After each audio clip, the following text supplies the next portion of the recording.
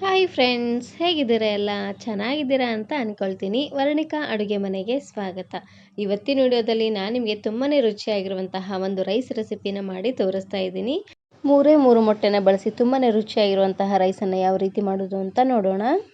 ಇದನ್ನು ಮಾಡಲಿಕ್ಕೆ ಮೊದಲು ನಾನಿಲ್ಲಿ ಒಂದು ಪ್ಯಾನನ್ನು ಬಿಸಿ ಮಾಡಲಿಕ್ಕೆ ಇಟ್ಕೊಂಡಿದ್ದೀನಿ. ಪ್ಯಾನ್ ಚೆನ್ನಾಗಿ ಬಿಸಿ ಆದಮೇಲೆ 3-4 ಟೇಬಲ್ ಸ್ಪೂನ್ ಆಗುವಷ್ಟು ಎಣ್ಣೆನ ಹಾಕ್ಕೊಳ್ತಾ ಇದ್ದೀನಿ.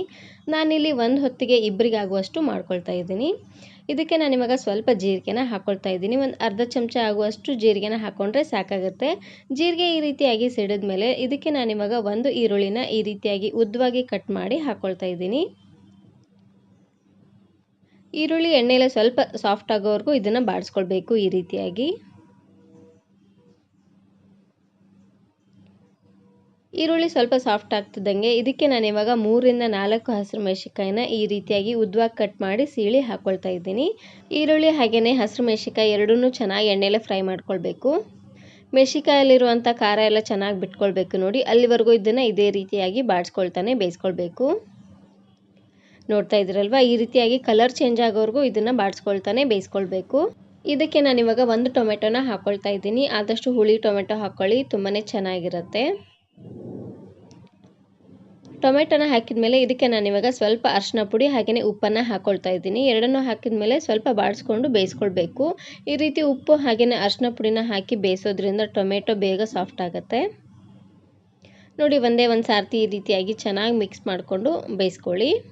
ಇವಾಗ ನಾನಿಲ್ಲಿ ಒಂದು ಮುಚ್ಚಳನ ಮುಚ್ಚಿ 1 ನಿಮಿಷವರೆಗೂ ಇದೇ ರೀತಿಯಾಗಿ ಬೇಯಿಸ್ಕೊಳ್ತಾನೆ ಬರ್ತೀನಿ. ಈ ರೀತಿ ಮಾಡೋದ್ರಿಂದ ಟೊಮೆಟೊ ಬೇಗ ಸಾಫ್ಟ್ ಆಗುತ್ತೆ. ನೋಡ್ತಾ ಇದ್ದೀರಲ್ವಾ, ಈ ರೀತಿಯಾಗಿ ಟೊಮೆಟೊ ಎಲ್ಲ ಚೆನ್ನಾಗಿ ಸಾಫ್ಟ್ ಆಗೋವರೆಗೂ ಬೇಯಿಸ್ಕೊಳ್ಬೇಕು. ಇವಾಗ ನಾನಿಲ್ಲಿ ಅರ್ಧ ಚಮಚ ಆಗುವಷ್ಟು ಶುಂಠಿ ಬೆಳ್ಳುಳ್ಳಿ ಪೇಸ್ಟನ್ನು ಹಾಕ್ಕೊಳ್ತಾ ಇದ್ದೀನಿ. ಶುಂಠಿ ಬೆಳ್ಳುಳ್ಳಿ ಪೇಸ್ಟನ್ನು ಹಾಕಿದ ಮೇಲೆ ಒಂದೇ ಒಂದು ಸಾರ್ತಿ ಈ ರೀತಿಯಾಗಿ ಚೆನ್ನಾಗಿ ಮಿಕ್ಸ್ ಮಾಡಿಕೊಂಡು ಸ್ವಲ್ಪ ಹಸಿ ವಾಸನೆ ಎಲ್ಲ ಹೋಗೋವರೆಗೂ ಇದೇ ರೀತಿಯಾಗಿ ಬಾಡಿಸ್ಕೊಳ್ತಾನೆ ಬೇಯಿಸ್ಕೊಳ್ಬೇಕು. ಇದಾದಮೇಲೆ ಲಾಸ್ಟಲ್ಲಿ ಒಂದು ಅರ್ಧ ಚಮಚ ಆಗುವಷ್ಟು ಗರಂ ಮಸಾಲಾನ ಹಾಕ್ಕೊಳ್ತಾ ಇದ್ದೀನಿ. ಎಲ್ಲವನ್ನು ಹಾಕಿದ ಮೇಲೆ ಒಂದು ಸಾರ್ತಿ ಈ ರೀತಿಯಾಗಿ ಮಿಕ್ಸ್ ಮಾಡ್ಕೊಳ್ಳಿ.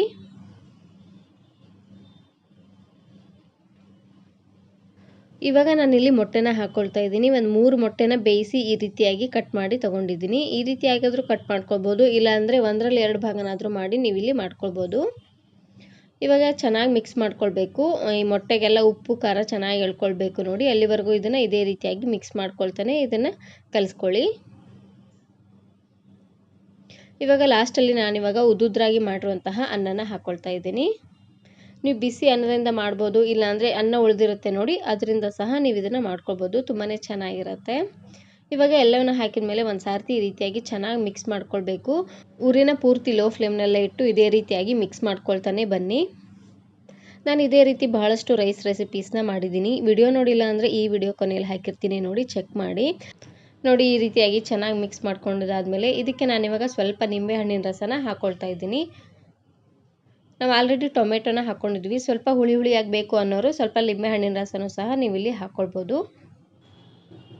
ಇದ್ರ ಜೊತೆಗೇ ಸಣ್ಣ ಕಟ್ ಮಾಡಿರುವಂತಹ ಕೊತ್ತಂಬರಿ ಸೊಪ್ಪನ್ನು ಹಾಕ್ಕೊಳ್ತಾ ಇದ್ದೀನಿ. ಎಲ್ಲವನ್ನು ಹಾಕೊಂಡ್ಮೇಲೆ ಒಂದು ಸಾರ್ತಿ ಚೆನ್ನಾಗಿ ಮಿಕ್ಸ್ ಮಾಡ್ಕೊಂಡು ತಗೊಳ್ಳಿ.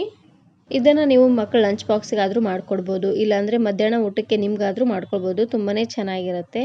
ಒಂದೇ ರೀತಿ ಅನ್ನ ಸಾಂಬಾರು ತಿಂದು ಬೇಜಾರಾಗಿದ್ದರೆ ಖಂಡಿತ ಈ ರೀತಿಯಾಗಿ ರೈಸನ್ನು ಮಾಡ್ಕೊಳ್ಳಿ, ತುಂಬಾ ರುಚಿಯಾಗಿರುತ್ತೆ. ನೋಡಿದ್ರಲ್ವ, ತುಂಬಾ ಸಿಂಪಲ್ ಆಗಿರುವಂತಹ ಒಂದು ಎಗ್ ರೈಸ್ ರೆಸಿಪಿನ ಯಾವ ರೀತಿ ಮಾಡೋದು ಅಂತ. ವಿಡಿಯೋ ಇಷ್ಟ ಆದರೆ ಈಗಲೇ ಒಂದು ಲೈಕ್ ಬಟನನ್ನು ಕ್ಲಿಕ್ ಮಾಡಿ, ಫ್ರೆಂಡ್ಸ್ ಆ್ಯಂಡ್ ಫ್ಯಾಮಿಲಿ ಜೊತೆಗೆ ಶೇರ್ ಮಾಡಿ.